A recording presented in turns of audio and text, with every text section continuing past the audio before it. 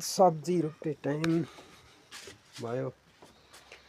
हिउँदाको साग सब्जी आम्मामा बाख्रा कराएको कराएको कराएको। यो साग रोप्ने बेला भएको बिरुवा हो। पानी लगाइँदैछ।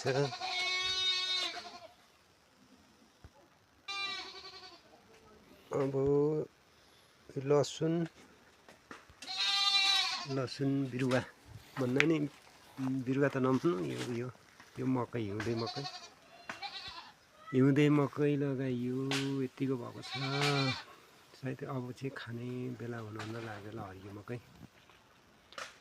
हरियो मकै पनि यतिको भयो। खासै पानी नभएर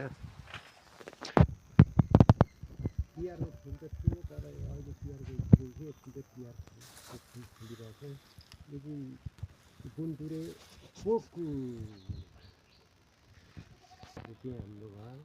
यो माउ पाखा हो, तर यो खसी बनाइसक्यो। अनि यतिको भएको छ। अनि गु खुर्सानी कि डल्ले खुर्सानी, तर यो सब धेरै अल्को भएर होला। यो भाँचिएको छ कि यसको बोटहरू चाहिँ फल्नु चाहिँ राम्रो खालेको छ।